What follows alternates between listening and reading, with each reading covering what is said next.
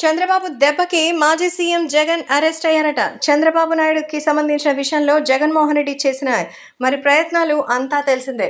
జగన్మోహన్ రెడ్డి ప్రతిసారి సైతం ఆయన్ని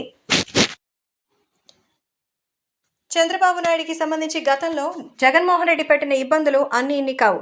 జగన్మోహన్ రెడ్డి పెట్టించినటువంటి ఆ ఇబ్బందుల వల్ల అందరికీ తెలిస్తే ఆయన చేసిన పనులు అందరినీ బాగానే ఇబ్బంది పెట్టాయి.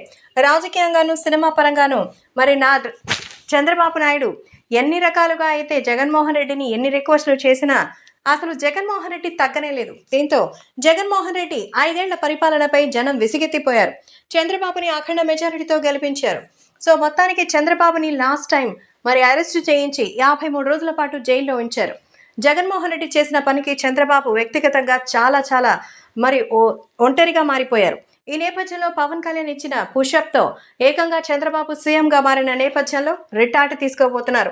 ఎలాంటి ఆధారాలు లేకుండా బెయిల్ తీసుకోవడానికి కూడా వీలు లేకుండా జగన్మోహన్ రెడ్డి తనని అరెస్ట్ చేయించి ఇబ్బంది పెట్టారు. తన కుటుంబాన్ని రోడ్డున పడేలా చేశారు. దీంతో చంద్రబాబు నాయుడు కూడా ఇప్పుడు జగన్కి అదే పని కల్పించడానికి సిద్ధమయ్యారు.